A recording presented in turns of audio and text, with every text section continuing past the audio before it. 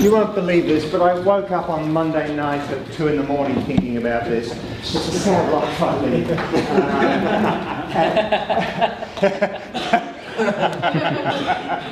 Anyway, that's just the reality of how these things are sometimes. And I was thinking, you know, in many ways, the MBA, this is not perfectly correct, but sort of it's about being right. Like if you're in a lecture theatre and the lecturer asks you a question about a case, how do you feel when you're wrong? Like not great?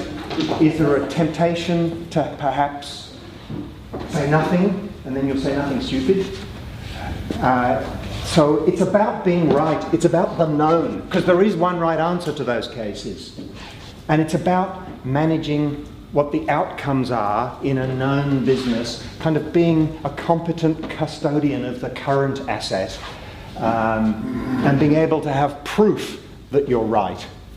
So in summary, it's about managing certainties, and where there aren't certainties, you better find a pathway to those certainties, often a quantitative pathway to those certainties, because the stock market expects, you know, fractions of a percent accuracy in the outcomes. So it's about managing that stuff, and there's nothing wrong with that. We need people who have the capacity to do that. That's fine. Big companies in particular, big bureaucracies in particular, we need that skill set in the world. But it's perhaps not the only skill set. And if the world doesn't change, that's great, and you can go on refining it. Some businesses tend to have very long time frames, and that tends to be true. So perhaps the mining industry would be an example of that. So they may be planning 20-year projects. Okay, they can't predict what the price of the ore is going to be, but they can do really long time horizon planning. The percentage of businesses on the planet that fall into that category is decreasing. So what we've been spending our time doing, and this percentage is increasing, is really about discovering what's possible and what's significant. And taking a journey of wrong, rightish, right for the time being. It's about creating the future. It's about leading possibility rather than managing the known. It's a very different place to be.